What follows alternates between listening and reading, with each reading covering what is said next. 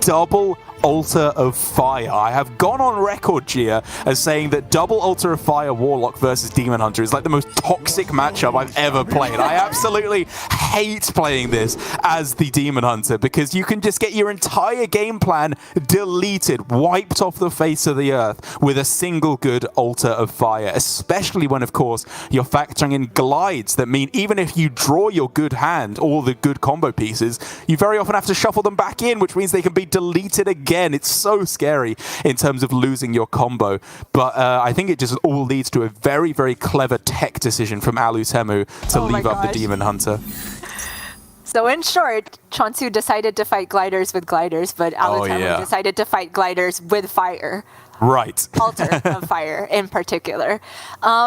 It is a toxic matchup, a very highly anxious matchup or an anxiety-inducing matchup. Right. And that's not helped by che0nsu's current situation where very possibly his Hearthstone career in Grandmasters could be partially decided by what happens from Altar of Fire. But it's going to be his challenge here to make sure he's able to stay calm, even if the worst goes wrong. Think of alternate win conditions, think of how to play the next games a little bit better. And for now, play to his best outs. He does have a very card draw heavy hand. The order of it is a bit awkward, right? Because by the time you get to glide, you're gonna get rid of this acrobatics, and he doesn't quite have the mana to guaranteed get quest completion on the next turn. So it looks like it's gonna be coin glide on turn 3. So for Alutemu's side, this neophyte timing could be very clutch as well. It could indeed. He's obviously considering very heavily, what do I do in case it's glide? Is it reasonable to go neophyte and then backfire? Because at that point, yes, it's bad against glide because you've played backfire, but it also means that you haven't tapped for a turn. You've got the neophyte down. I do think I agree with his game plan of just going tap here. It's very possibly going to be tap again on turn 3, even though he has the backfire there. But the point is, I think I want to save neophytes for the late game when you're protecting your big threats. Could be indeed, although the neophyte becomes tempting again now that he's picked up the tour guide, which does allow him to fill out the mana for the next turn, and then he could still follow up with backfire, maybe touch of the Nathrazim if he has a target. And now che0nsu has picked up another copy of glide. It's huge that he's decided to use the Illidari studies discount already here, though. Not that he would have been able to play glide anyway if there were a neophyte coming down, because even the coin would become more expensive by that point. But for now, Alutemu playing the neophyte here does clue us into his mindset that he's trying to set block the card that won him last week. Exactly, yeah. Playing it a total of, I think, like 11 times over the course of the weekend. It was absolutely absurd, and each one was better than the last. But I think he's actually riding a really nice middle ground. Even if this was just like a Bloodfen Raptor and there wasn't the effective neophyte, say glide could come down on this turn. I think it's still fine for Alutemu. He's riding that middle ground where he's staying at like 4 or 5 cards. He's not using the backfire because, again, the thing with backfire is if you use it, you draw more cards, which mean they shuffle more in, and there's also no backfire left in your deck. That's the really worst bit, so it's less likely that you draw a good hand after the glide. And so I think prioritizing taps here, dumping cards from his hand that don't do all that much, is absolutely spot on for Alutemu. This is the first big juncture now, though, with 2 backfires. It is so tempting to play one, but che0nsu could very well have found a glide by this point. Alutemu won't know if it's an outcast position. I don't believe he kept it in the mulligan, so there is the possibility to take a risk. I would not blame him at all for going for it, but che0nsu is going to be really happy to see this one, especially since Alutemu doesn't get up to 10 cards here, so even if another on came from the backfire, wouldn't be playable right away. So sick for che0nsu. I do agree that it's supposed to be coin as well, just because you don't want to draw it, even if the value that you're getting from it is very limited. This does put Alutemu in a much more scary position. He needs to be drawing the other backfire, the big threats, anyway to start tempoing out these flesh giants. Ooh, Spectral Sight drawn for che0nsu too. Obviously, it doesn't get him quest stage 2, so he can think about saving it. But the only way to get it guaranteed outcast after this turn is to dump an Arcanist, which is, you know, not the end of the world. That's fine. It could very possibly be Arcanist now, even, just to give him the smoothest quest completion the next turn. That's interesting. I think I like weighing up your options next turn, just because it looks like you should have enough mana spend no matter what. But it's a good point. It could very possibly have been something he considered. First altar has entered the building, Derek, and we have a minute before we get to see whether or not it's played. I'm so anxious. Yeah, I mean, again, this is not the brute version. If Il'gynoth is deleted, it's essentially game over. I would really struggle to think of a win condition for che0nsu at that point. And oh my goodness, we're just getting teased second after second here by Alutemu. There it is. That's the big card. That's what I think this is going to revolve around for the first few turns. Alutemu obviously can get there with just Flesh Giants and Netheron, big threats, the Cult Neophytes as well. But that can just be a win on the spot card for Alutemu. 2 copies of it in this deck. I mean, we've talked about how last week Alan had it as a one-of, and he was super proud of this tech inclusion, even proudly tweeting out that he feel it won him some games, and it absolutely did versus che0nsu deleting and acrobatics. It doesn't have to be Il'gynoth itself that you delete in order to get yourself a big advantage. Obviously, if you delete Il'gynoth himself, then that is just game-winning, but it can also just be a net benefit because you can get rid of other useful combo pieces. You can get yourself closer to the 10-card breakpoint. And now, Alutemu's back with the possibility to raise that Neophyte. Well, just to play Giant, right? Like, Raise Dead is the absolute nuts here. Just because it's the one card in the deck that allows him to play Flesh Giant here on curve. That's huge. I cannot overstate how much of a difference Giant on 5 versus Giant on 6 makes. That is very true. After all these nerfs, still being able to get it down this early is a benefit indeed. And for che0nsu, it's not the end of the world though, because it is just going to be 9 points of damage represented on board. Even if a Battle Master comes down after the Giant, he'll be able to survive. So I think it would still be quest progression for che0nsu there. Even if you deal with the Giant the next turn, it's okay. Alutemu is heavily considering not Giant here though. Looking at Neophyte, you'd have to see more disruption. And he's just going, he's going for it! I can't look, I can't look. Double jump. Oh, Scream Blast! Ooh. Okay. It's alive. The combo is still alive, Gia. It's getting flimsier, but it's still there. Oh, and he has to dump the Arcanist if he wants to outcast the Spectral Sight. Is that dumpable after Moarg is gone? Technically, yes, because there's 2 guild traders for che0nsu. Yeah. But, oh my goodness, it's starting to look scary indeed. He could technically just play Spectral Sight without outcast, but true. I think it's more important to get the card draws here.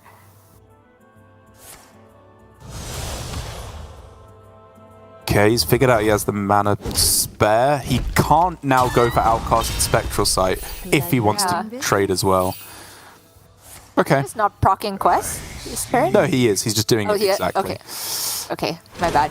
Yeah. I didn't even see the tradable happen. It just... So fast, yeah. But here we go. Some pretty good combo pieces discounted already, even before Kurtrus. Without Il'gynoth discounted, I think you probably still have to go for a Glide at some point.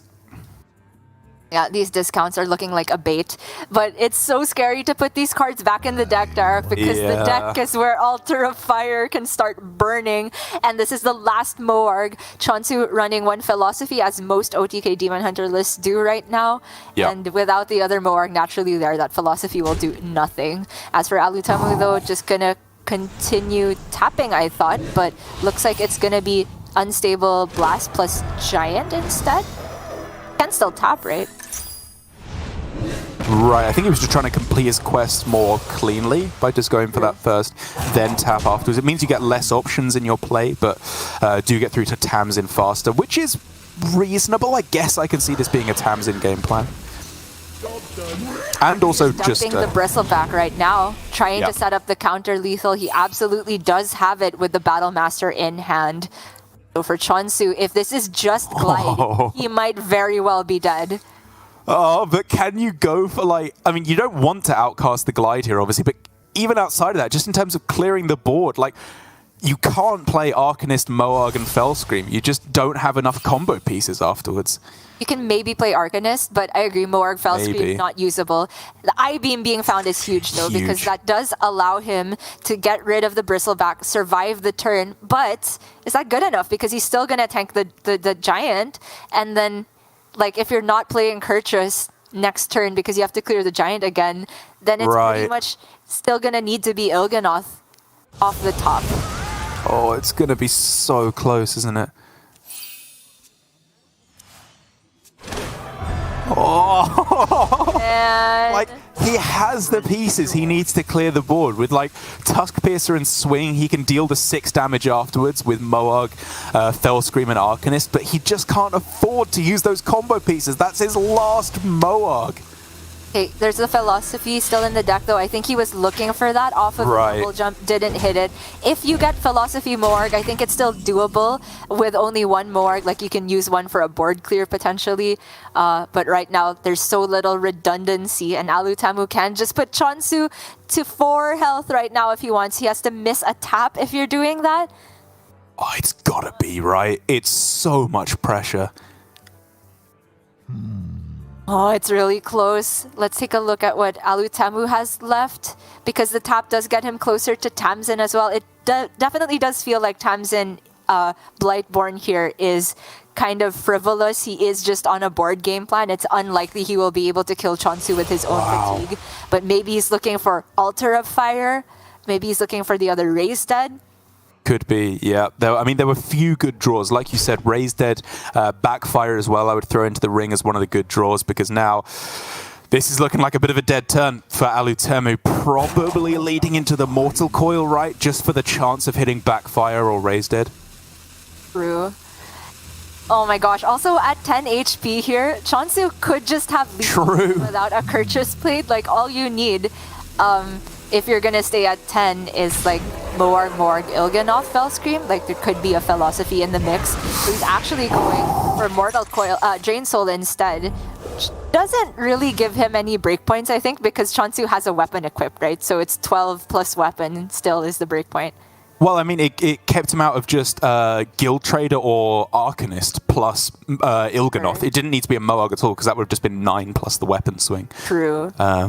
And obviously it would need to be some discounted cards. It's so nebulous, all the different breakpoints that you play around, but it played around something there, did Alutemu's play. So I think it's reasonable. Okay, for che0nsu, I think this turn starts with Illidari Studies, because if you find a way to deal with the Flesh Giant cheaply, then you might just do that instead of playing Kurtrus. But what about the I-Beam? Like, that for 1... Oh, it costs 1 mana no matter what, right? Okay. Sure. Because the... Oh, no, it wasn't drawn off Kurtrus. Yeah, so it does cost 3. Right, so you kind of want to play that first, right? Arcanist can, of course, still be used up here. Okay, true. Arcanist, then I-Beam would allow him to have another I-Beam as an out from the studies, but che0nsu needs to decide now. The rope is burning. Just this. Don't get play paralysis at this point, che0nsu. He's just going Kurtrus. He's just hoping that this is enough to survive. He's alive against the Battlegrounds Battlemaster just at 2 health. Actually, I think this is super smart from che0nsu. Yeah.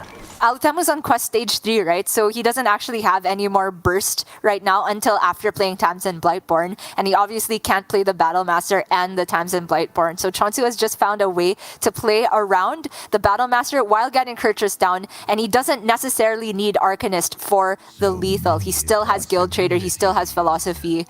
Oh man, Alutemu's in a tough spot now as well, because he doesn't really have a convenient way of dealing with the Kurtrus. I mean, it's not something that we often get to see, I feel like, where Alutemu just feels unsure. I don't think his plays have been wrong at all necessarily, but I don't think he knows if they're right or not either. It's so rare to see him this undecided on his game plan, and it could be the end of the road now. A lot of card draw left over for che0nsu, and just needs the Il'gynoth to close things out. Still no Altar of Fire available for Alutemu as well, which could of course still just win the game on the spot. So realistically, it's just got to be trade a Netheron, right? Maybe Goldshire Null? You could go Battle Master to go face then trade. But the thing is, if he doesn't trade, he's dead to like Tusk Piercer and the board. Right. It's so strange that che0nsu's been able to deal that much damage, or rather Alutemu's dealt so much damage that it didn't even necessarily have to be Il'gynoth that's scary here. These are pretty bad outcomes from the study though. I guess the Kurtrus is a board clear, but I think che0nsu was more interested in drawing to the bottom of his deck to play around Altar of Fire, which to be fair he can still do even while playing Kurtrus, I think. Yeah, I think you, like you said, pick Kurtrus because it does something and then just ignore it, but he is not doing so. Wow, I was thinking this would just be a continue to draw turn with the acrobatics, but he's spending the mana on that first. Okay.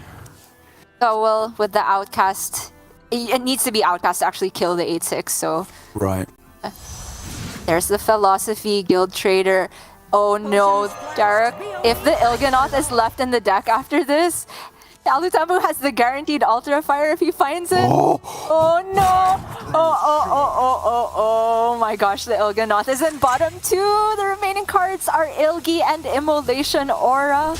One chance, Gia. One final chance. It's Altar of Fire! Oh no! Are you kidding me? Oh no! che0nsu, I'm so sorry. Oh, that is so unlucky. I feel so bad for che0nsu. Bottom 2 Il'gynoth. Like, he could afford to lose any other card, right? He had enough spell damage. He had the lifesteal in hand. It was just Ilgi. It's not over yet, Derek. It's not over. Clear with Soul Rend. He can have Tamsin in hand, but che0nsu can just play all his minions. That's true. Play for board. Try to win that way. And Alutemu is just realizing that himself. He's obviously dead on board, so he has to do something. But again, because there's literally 0 burst, it could theoretically just be Goldshire Null on this turn. Oh my gosh, loses the touch as well. che0nsu's fatiguing, but doesn't really matter in this state. Oh my... I think he plays everything except Moarg. From che0nsu's perspective, there could... Oh, wait. He's seen everything. Coil is the only targeted spell left. True, and doubled Coil doesn't really give Alutemu a breakpoint, right? So in terms of healing, it's just the Bristleback left. So if che0nsu can put more than 13 power on board, accounting for the removal, I don't necessarily know if that's possible, but he does play the Moarg, which is the important thing. Both of them. Very good recognition from che0nsu. It's all hit the board now. Everything on the line. He just needs to do 6 points of damage. Obviously, Alutemu can use Coil to draw here. Misses the Tamsin, which means he can only use Coil once here. Can he get a reverse lethal? Not enough card draw, right? Even with the backfire. Oh, good point. I don't think so, though, yeah. Yeah, because he would... Oh, wait, hold on. No Bristleback. Bristleback bottom card, which means he can't go tap Bristleback and Tamsin. I think che0nsu might have gotten there. He can null Bristleback. Null Bristleback. Yeah, that saves him, right? He'll be at 10, and there will only be 4 damage on board. And then you Alutemu will fatigue though. He fatigues for 1, and then the turn after, he draws 2, 3, 4. He has lethal. He has lethal the next turn, yeah. He just needs to think about the Fellscream Blast in hand, which maybe can save che0nsu for a turn. So you do want to make sure that you kill off the most heal potential, which I think comes in the form of spell damage and Moarg. Yeah, 1 apiece. I agree. Because if you leave the spell damage, then the Moarg is only healing for 4 with the Fellscream Blast, whereas... Yeah. This is just better. Oh, this is so tense, Derek! And the lifesteal! It matters here as well! On the Bristleback! That's true. che0nsu's gonna go down to 13, which means... Oh, that's just it. Well, essentially, it's just 13. Oh, wait. Yeah, he's just conceding here by drawing back up. I think he realized with Tamsin and draw in hand, nothing he can do, and just goes for a creative concede. Man, I mean, usually che0nsu is one of the more light-hearted players. He can see the humor in these bad situations, but I mean, I am not using this as a criticism at all. I would, like I've said many times, have a hole in my wall at this point with how angry I'd be after that point. But for che0nsu, that is such a rough beat, and you can see it in his body language as well. He feels the pressure of the situation. Brutal to lose it that way.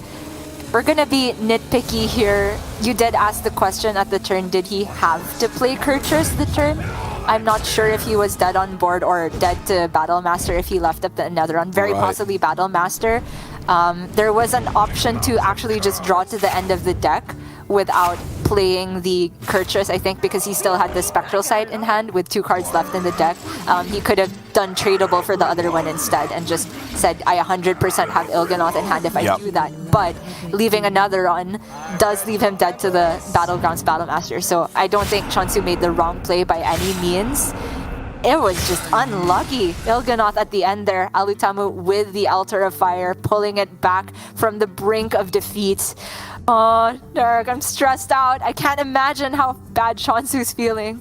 It's a horrible situation to be in. And again, I do just want to raise here, though, that while that was brutally unlucky for che0nsu and very fortunate for Alutemu, he put these cards in the deck for this reason, almost specifically, I'm going to say. Last week, he banned away the Demon Hunter. Clearly, the Japanese players, Alutemu in particular, realized the power of OTK Demon Hunter. He's been playing on stream a whole bunch, as you and I'm sure have been seeing, and he realizes the way to exploit it, to take it down from the inside, having played it so much himself. And he realizes double Altar of Fire allows you to make plays like this. So I do just want to say to Alutemu, a very, very clever tech decision, and it does what it's supposed to do, even if I'm sure that's the last thing that che0nsu wants to hear, as that was, again, so unfortunate for him. But we move forward. He has still the chance to turn things around.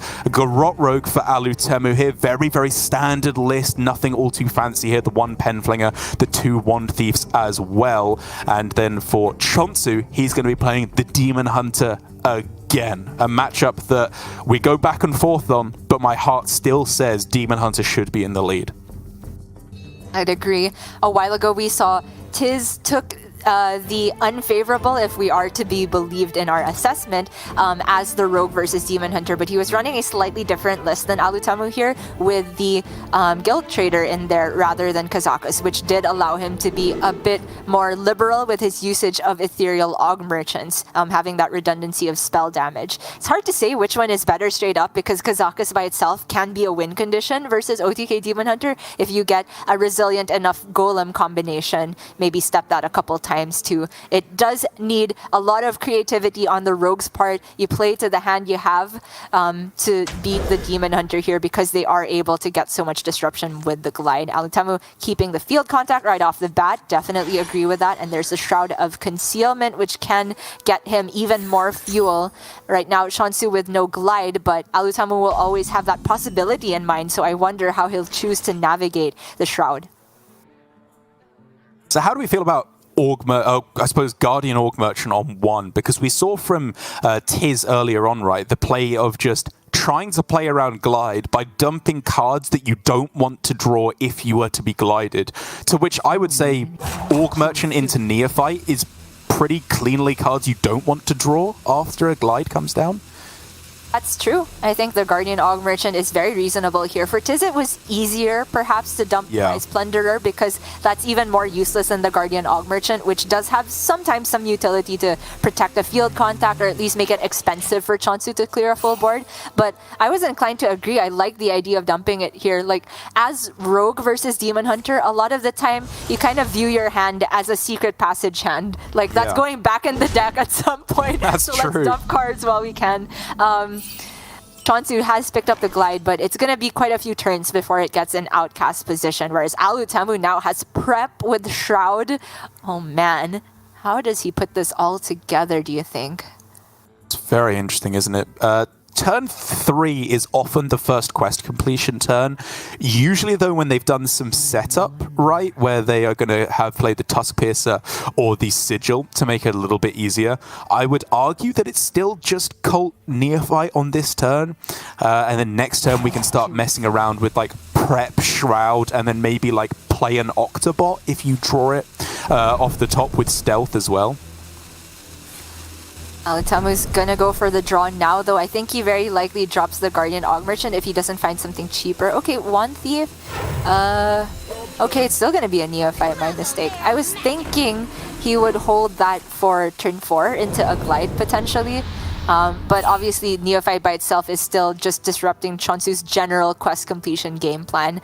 With Neophyte and no Sigil or Tusk Piercer setup, I don't think it's possible for che0nsu to progress quest here. Fair enough. Alutemu has the back-to-back as well. He does, yeah, and I think you're probably taking it right. That Shadow Step does make things fairly juicy. Now, next turn, I'm looking at, like, Field Contact 1 Thief, and then Shadow Step the Field Contact. I think we'll decide when we get there what is going to be Shadow Step. Because, again, stepping the Field Contact feels very scary into Glide in particular, especially if you're only getting that one draw from the first play of it. It's true. Yeah. It's just so hard to play around Glide whilst also progressing your win con, because otherwise, like, what are you doing? Dagger pass on turn 4? You need to get something done. And to be fair to Alutemu, he's at least pushing a fair bit of damage in these early turns, which does open up maybe some slightly more aggressive lethal opportunities. Yeah, like we saw from Tiz, not even having the guaranteed lethal, but going for a high percentage chance to get there with just one bleed drawn. Alutemu could very realistically end up with a similar game plan, especially since the second Neophyte did disallow che0nsu from playing both Immolation Aura and the Sigil. Like, che0nsu said, I need to get the quest going, even though I'm going to tank 7 damage from this board again. Whether or not this is a Field Contact turn is sketchy, though. Right. Also, the Ignite pick, that kind of thickens the deck at this point. You could go for Field Contact, Guardian Org Merchant on the left, or I suppose one of the Neophytes, and then step the Field Contact, leaving it so that the Divine Shielded Neophyte is in one of the 2 middle positions, so that it's a little bit harder to get a Fell Screen Blast to be able to clear. So much going on, though. Oh, yeah. In the end, he's deciding to just play Field Contact 1 Thief. He has picked up a Mask of Cthulhu now, so it does look like a semi-burn game plan, and there is a lot of discounts to be had with the Octobot now entering the hand as well. Starting to get scary for che0nsu. And there it is. Illidari Studies for 0, of course, means there is the potential for Glide on this turn. che0nsu does not take it, I think allowing his opponent 1 extra turn of draw and then trying to set up for that Glide.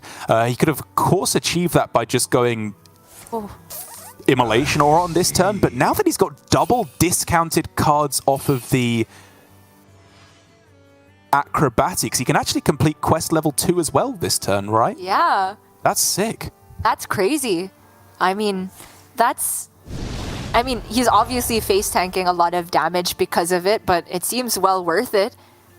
And you can theoretically heal back up. Right, you can heal back up, and you can also play the I-Beam, which would then allow you to go for Immolation or a Glide on the following turn as well, if you wanted to.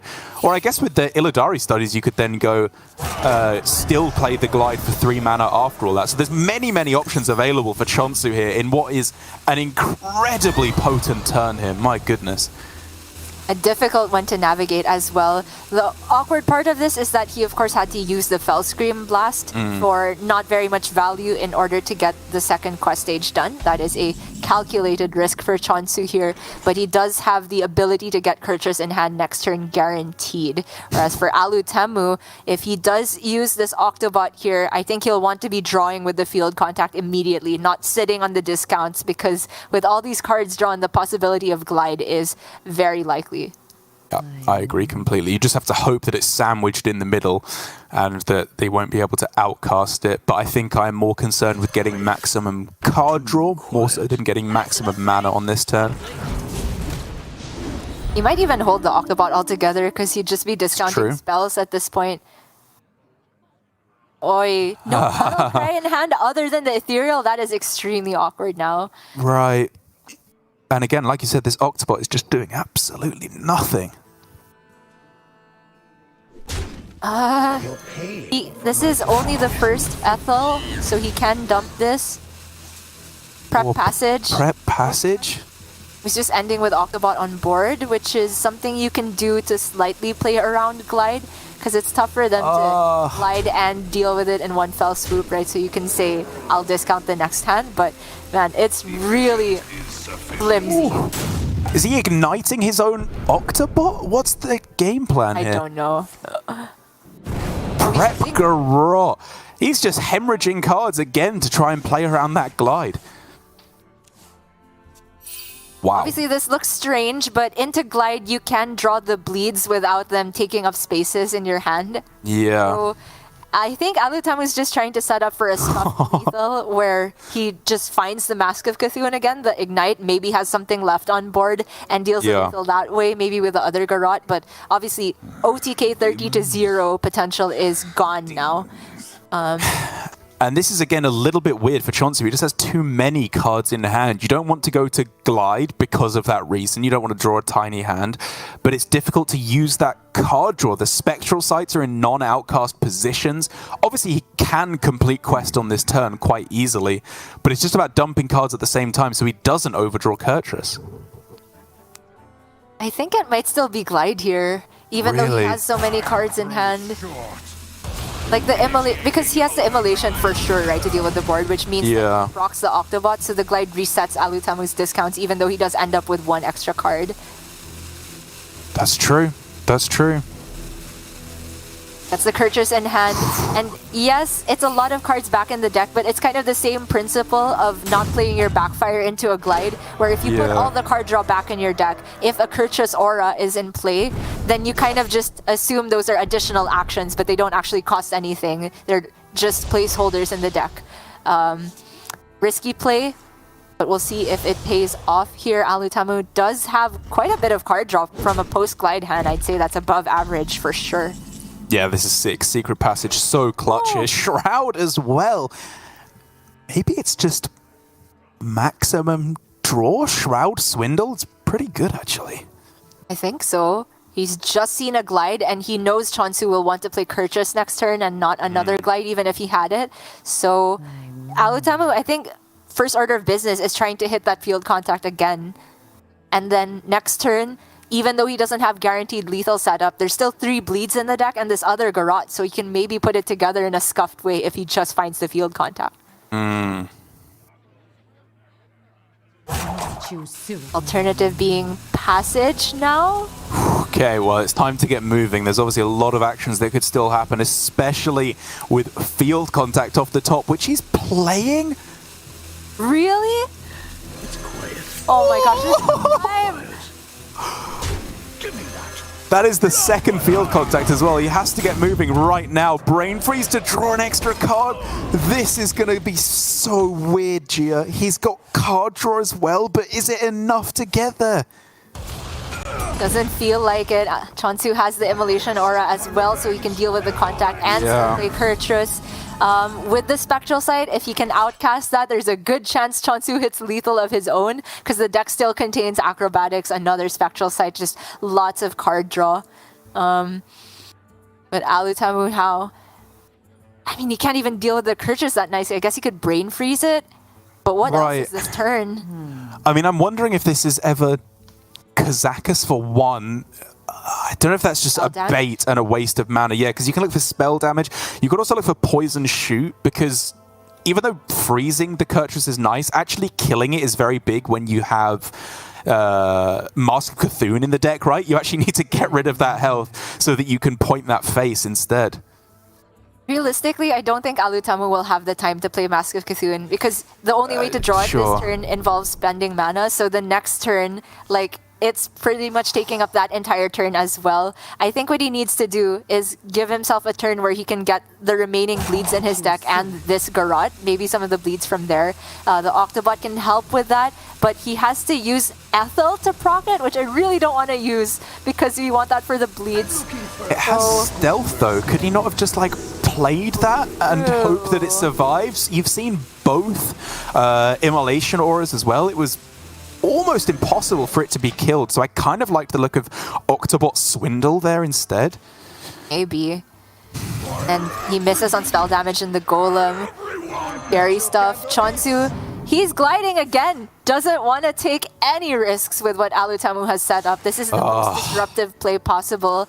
And, you know, che0nsu has so much card draw he can end up with. I think it's fine. Oh! And draws into Ilgi, Arcanist plus the Moarg again next turn. It's so much pressure. And Mask of C'Thun is... with a Moarg in play? Interesting, yeah, exactly. Doubling up on every piece of damage dealt.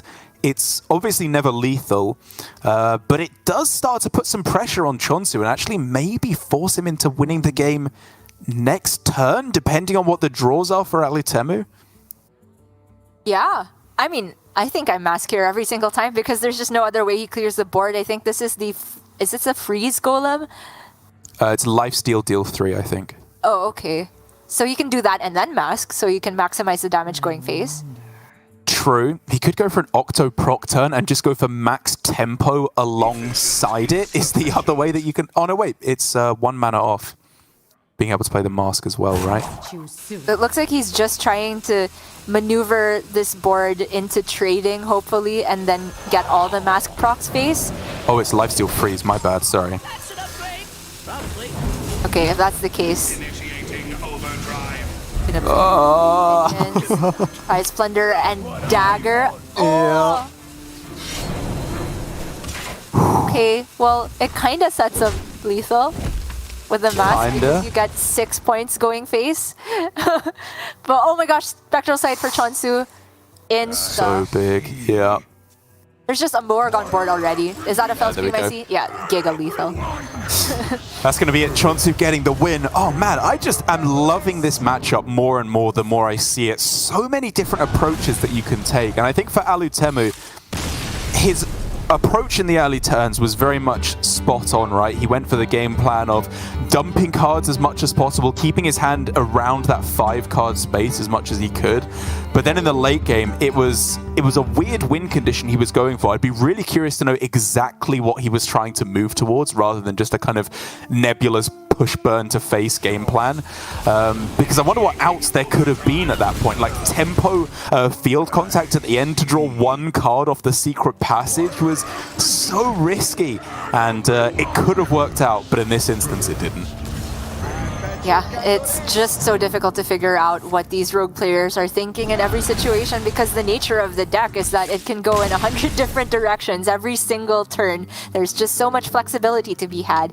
And might I say to anyone who says that this game plan always pans out the same way for rogue, you are wrong. Yep. Straight up wrong.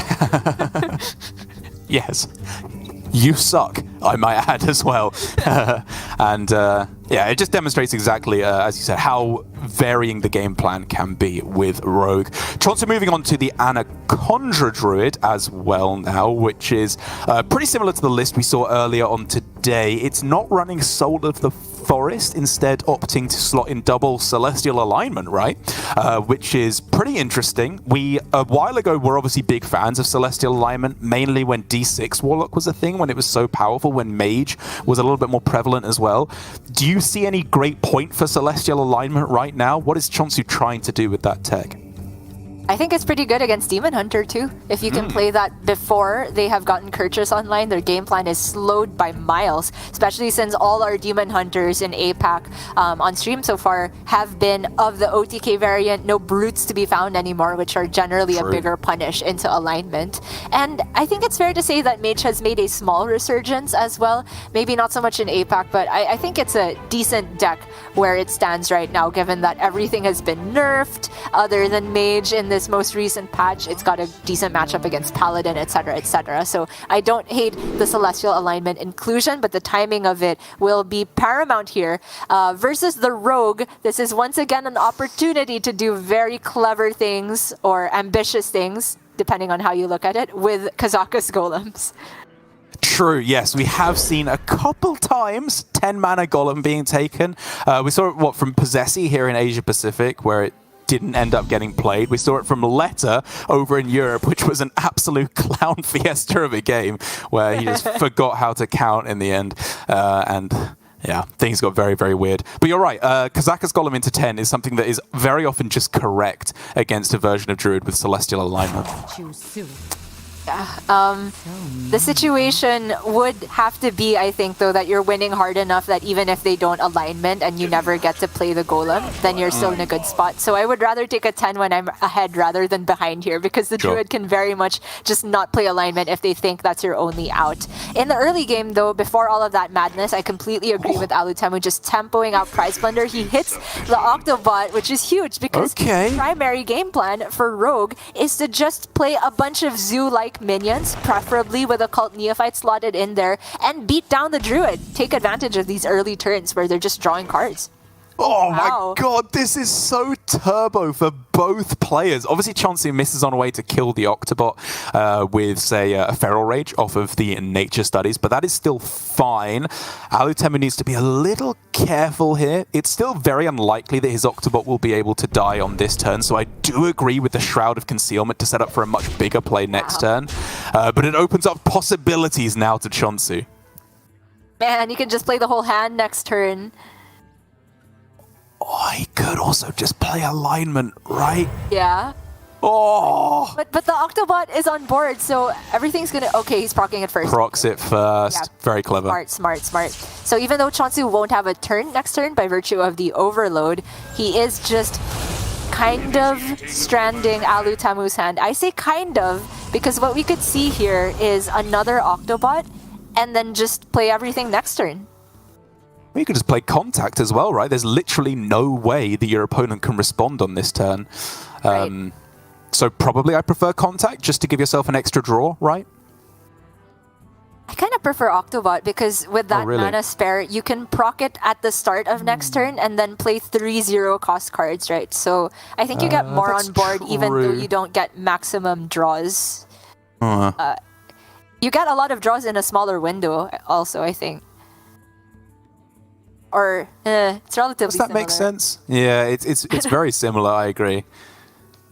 I just felt like 2 extra attack on field contact. Does that make up for it to go for that first? True. I don't know actually how to evaluate this. Like, the math is very right. But okay, say you go Octobot and then next turn you go Og Merchant. It allows you the flexibility to choose whether you want to discount one more card or you just Og Merchant. You field contact and then Og Merchant. Yeah. But with this play, Alutemu is saying he doesn't need flexibility, he just wants max damage. So we're going Octobot Prize Plunderer on the Octobot, I want to say, because I'd rather end up with Guardian Og Merchant on the field contact to play around another Lunar Eclipse, but che0nsu's expression here, he's starting to realize what kind of a game he's in for. He played so cleverly around the first Octobot by proccing it first and then allowing it to be the hand to be changed with Celestial alignment, but now he's facing down so much pressure, doesn't have Anaconda, doesn't have the Solar Eclipse to go with the Cenarian Ward either. It might just be too slow from him. Starting to become a disaster, and with every draw, Alutemu's getting closer and closer to the dreaded Cult Neophyte, which would just completely shut down any type of counter-offensive che0nsu might have. I think this is cramps. Okay, never mind. Just Texas. Or burn. Sure. Might make the difference. Prep in the deck. Yeah, true. Oh! Oh no! He can't even kill the contact! Nourish costs 6, obviously, so that's not going to be playable. It's got to be Fungal Fortunes on this turn, but then you can't even draw Anaconda, right? I'd have agreed. I honestly thought, kill the contact with a I honestly thought he was supposed to just not play any minions there or do any type of board clears. Oh, right. Gets board locked. You can't actually get that much value from field contact without any space. But che0nsu decided to dream bigger, and he gets double Coilfang Warlord. He is pretty safe right now, and Alutemu, I mean, he's not out of it just yet, but the instant win condition has disappeared. So you can go for Shroud, as expensive as it may be, and then Brain Freeze. Maybe you just want to dig for the extra field contact, though. Shadow Step for an Octobot is the real nuts as well, isn't it? Yeah. I want a Neophyte, honestly, as well. Oh, true. Yeah, good point. Yeah, maybe it is just I Passage. think the Shroud is fine. Shroud and Passage cost the same anyway, so... Oh, Kazaka is probably next turn if you take it. Or if you play it, because the 5 isn't playable next turn anyway. These are all quite bad. There's just no hand space for Potion, and everything is too expensive. Probably just... Honestly, I feel like I'm taking Lunacy just so I have the chance to like go shuffle 6 bleeds into my decks and then just have a bunch of 4-cost cards. I don't know, like none of them are doing anything, and so maybe that does something. I think the bleeds could still be relevant here. He has double Ethereal Omniscient in hand. Oh, for sure, yeah. It's just maybe if that's your only out, you can go for some kind of a cheesy chance to swing back the game. I don't know. Oh, wow. Lunar Eclipse, Arbor up. Potential to align again if you want to. I think just killing off the Octobots is absolutely bang on. That's what he needs to do here. Yep. Although it hurts my soul to see an 13 attack minion going into an Octobot. Oh, well, now I think he's actually realized the time to not do it, right? Because Shadow Step's going to cost 1, so he couldn't Shadow Step it, play it, and proc it all on the same turn, right? Yeah. Either way, this is looking very, very scary for Alutemu. He's got Pexis Blast that allows him to clear off some of the damage, but there's just so much staring him in the face. Yeah, I don't know about this. He can he even survive? not stay alive. So. Yeah. No. And che0nsu, what a win for him. He got face down with double Octobot, field contact, the dream hand versus Druid. And still, he's in the series. Still, he's in with a chance of living in Grandmasters. Once again, if he loses, he is out, simply relegated from GM. And as I've also said, che0nsu, one of the most sprightly, upbeat players here in APAC GM, just almost in tears it looks like at his victory there. The pressure, what it means to him, it's moving me as well, because che0nsu has just been such a mainstay, part of the furniture here in GM right from the start. Absolutely. You can already see the disparity between the two expressions in our players. As soon as that Coilfang Warlord popped out, che0nsu with both arms up, Alutemu with the Grimace, knowing that his eggs were all put into field contact's basket there, which I believe was absolutely correct. You don't play around Druid being able to deal with your Divine Shield contact post-alignment that early without Anaconda, but che0nsu found a line that dreamed bigger than what I thought, which is just try to board lock the Rogue. And he managed to pull out the win because of it. Moving on to the Face Hunter now. This is a deck that I don't feel is that good against Rogue, but we've seen time and time again that you are still able to get the damage done if you have the deadly combo of the True Aim Crescent and Trampling Rhino. Absolutely right. That is the real nutty start. But we've also just been starting to see in some games something that I forgot Hunter could do, which is have a strong early game. It feels like for so many series in a row, they were just like passing turn 1, passing turn 2, whatever it may be, missing mana here and there, which you cannot really afford to do in a matchup as tight as this one. And so for che0nsu, I'm looking at probably Man-Crick and Companion, and very possibly Rinling's Rifle as well. It is just one of the standout cards in the deck. I mean, that is kind of allowing you to miss out on your turn 3 if you keep all 3 of those together, right? Because it would be 1 into coin 3. True.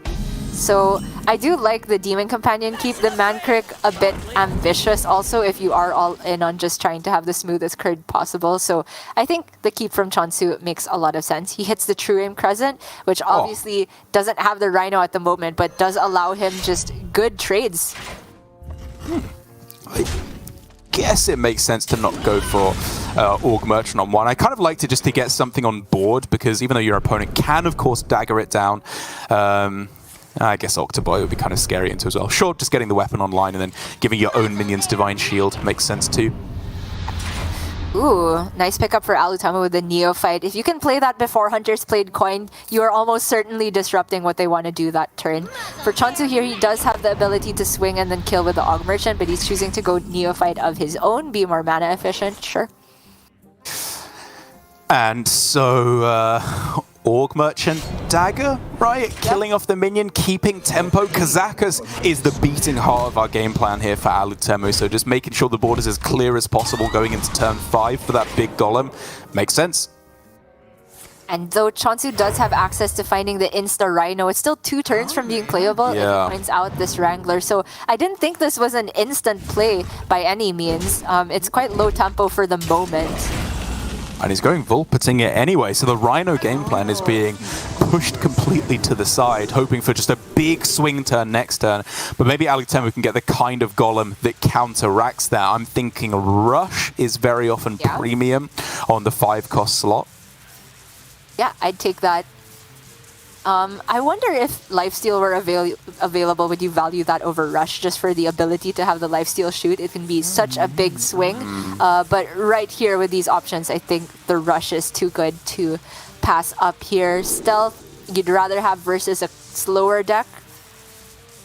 Oh, those are not the ones that you're looking for. Copy or shoot or draw 2, all of which were better than this, I think. Yeah, the buff is not likely to have too many targets. So, from Alutemu's perspective, this could still be a Rhino picked up, so next turn might not necessarily be a big push on the board. So, in that world, you might be ambitious and take the buff over the freeze, but I do think that as Rogue, as long as you're keeping parity on board, you will win out in the later stages of the game. So I would favor taking the safer option of the freeze here. I agree. I'd be curious to see which options he did pick in the end. The buff. Stealth and buff. Wow. Wow. Okay. We're getting spicy here. Counter pressure. Yeah. I mean, honestly, I was kind of wondering if he had picked stealth, if you'd ever pick spell damage, weirdly enough, just so your brain freeze can kill off most of a Rhino and maybe the dagger can take out the rest. But either way, this does, of course, mean that he has some very good top decks. If he can hit Secret Passage to go wide on the board, Field Contact, maybe even Octobot, although that's getting a little late. There are some strong plays available. Meanwhile, for che0nsu, quick shot on the Kazakus. You don't like using quick shot on minions, but I do think clearing the board as a priority is important here because you know about a golem in hand, could be buff still. He could... I mean, the weapon just works out really awkwardly with Guardian Aug Merchant here, doesn't it?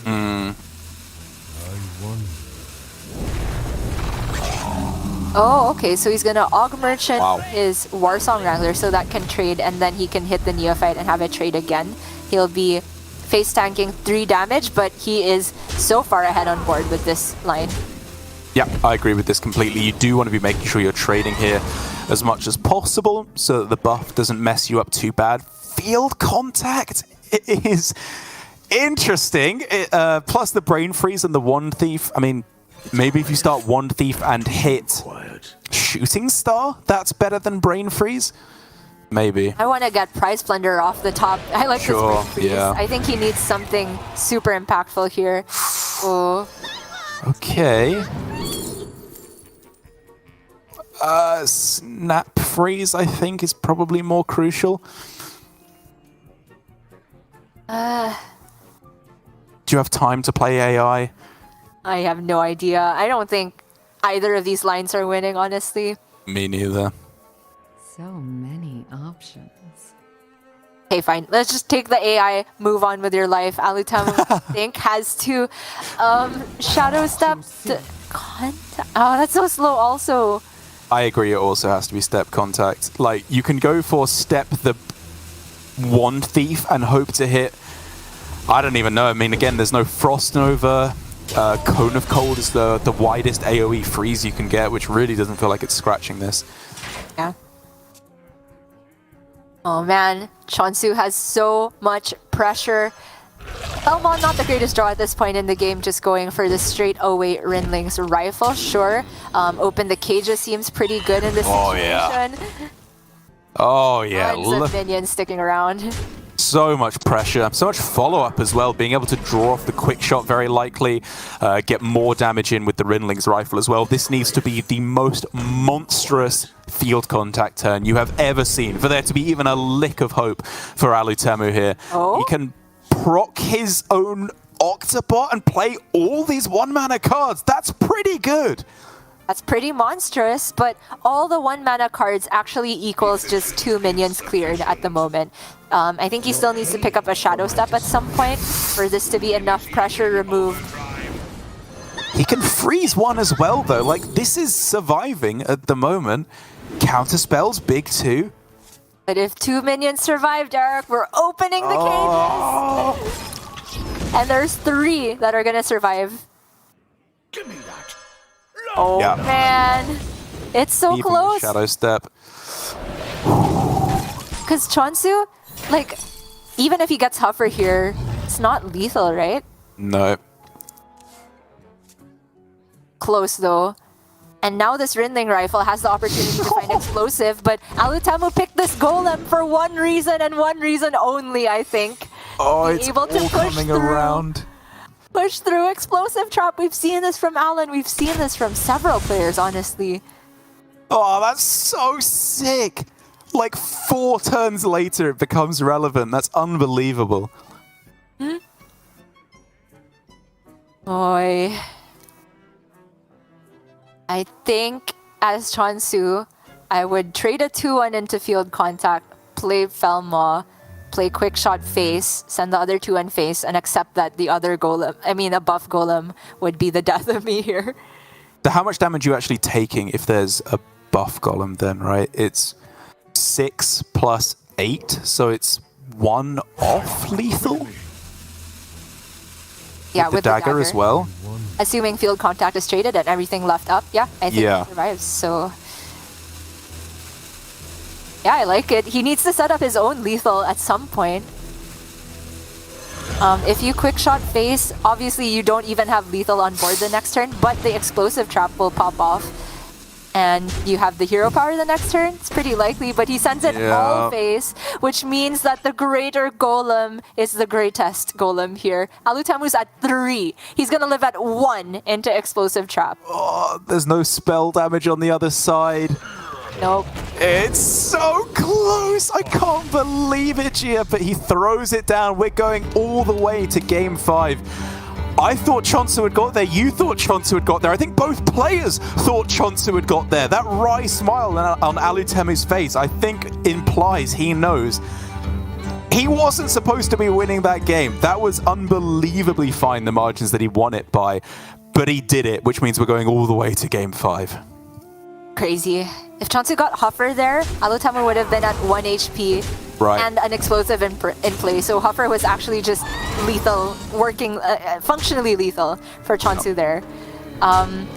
If you don't hit that, I am unsure whether it's correct to leave up that much damage. Obviously with che0nsu's play, even though he does concede to Greater Golem, he does leave himself a spot where hero power the next turn is also functionally lethal, even if che0nsu doesn't top deck any more damage, because the explosive trap would have to be procced at some point. So I understand why he went for that. It just didn't work out this time. And to decide it all, to decide that che0nsu gets to stay in Grandmasters, to decide whether Alutemu can overtake Give Please, potentially get the best seeding, we're gonna have a Face Hunter mirror. So much on the line for both our players here. The difference comes in the build, right? Alutemu is going for the Bone Chewer Brawler, whereas I believe that che0nsu is just going for the Felmore version, right? Is the difference between the two lists. Could be pretty close. I want to say that Bone Chewer Brawler is probably slightly better. I'm not a big fan of Felmore in this matchup just because there's so many tokens. I don't think it trades very well. You have to hope to get lucky and that it goes face over the course of the game. But other than that, it is just anyone's guess as to who's going to win. Yeah, completely agree with your assessment. Just the fact that Felmo also just takes 2 turns before it comes online, you might be within lethal range by that point. Although I do think the most important part of this matchup is the early trades. Being able to find True Aim Crescent also is enormous because that can function as additional trades. And also, if you're the player on the play, hopefully, you got a 1-drop on 1. Without that, it already feels like a disaster. Okay, he's got weapon and demon companion. Rhino, that's interesting. It is interesting in what could be the final game of che0nsu's Grandmasters career if he loses here. He does have the 1-drop on 1. He's got the Rhino. This can get somewhere. Alutemu with the Guardian Og Merchant and Rinling's Rifle Keep I quite like. A lot of the time the Guardian Og Merchant, you kind of use it as a pseudo wound prey. There's a lot of minions that can just come down on curve and shoot down. But for che0nsu's sake, luckily he doesn't get the Refa here. The Rinling's Rifle also enormous in the matchup. Just being able to bluff secrets, get value from Snake Trap, or take 1 secret of each category. Categories being procced when going face and procced when attacking minions, and kind of force them into a spot where they have to proc at least 1. Off this tracking, I think it's just Initiate, just to have proactive plays, because he has no shortage of reactive cards, in my opinion. I guess, yeah, they're just not especially potent reactive clears.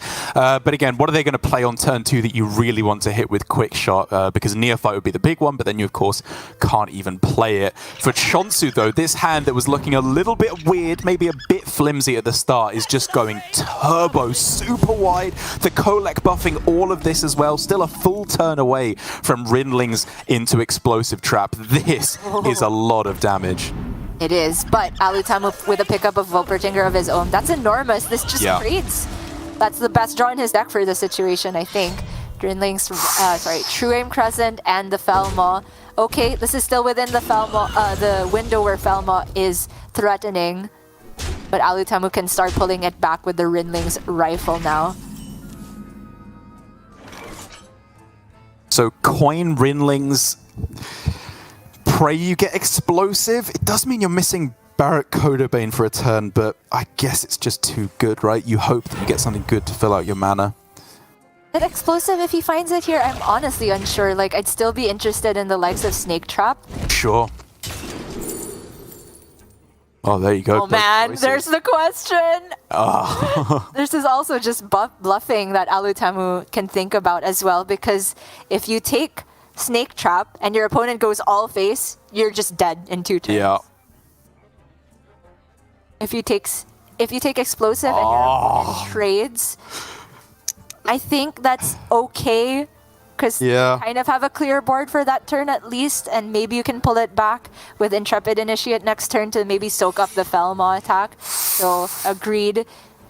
Explosive trade. Okay, I guess this makes them think it's Snake Trap, right? We saw this from Alutemu last week, where you pick 1 secret but bluff another, and I do think this is just going to be straight away face attack for che0nsu. Yeah, I agree. It's not worth the possibility of Snake and Pack tactics, and because he has the weapon, even if it's explosive, he can deal with the Volpertinger super easily here. che0nsu's still ahead, and with Rhino locked and loaded for next turn with the True Aim Crescent, Alutemu needs a miracle. That's not bad, right? To be able to fill out the rest of his mana pretty well on this turn. Freezing Trap to deal with the Felmore is huge as well. che0nsu's board is essentially deleted now with that secret. Yeah, from what Alutemu can see, if che0nsu has a slow last card in hand, there is a chance to pull it back, but it's anything but. Derek, this Trampling Rhino is going to deal so much damage across 2 turns.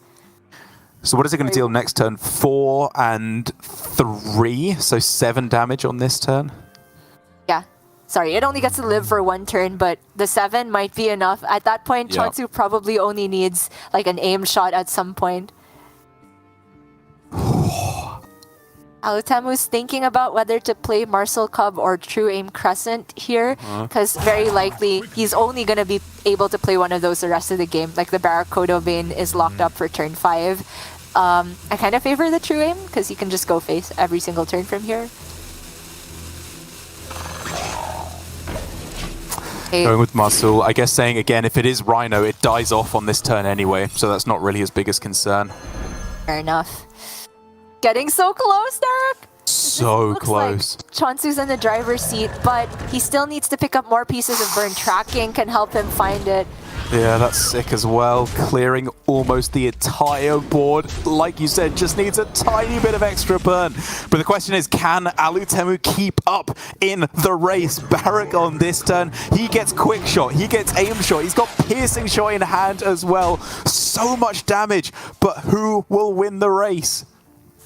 So little time. Honestly, che0nsu needs one piece of burn, almost any. Aim shot, yeah, it's lethal next turn for sure. Alutemu has no way of ending the game next turn or preventing the aim shot.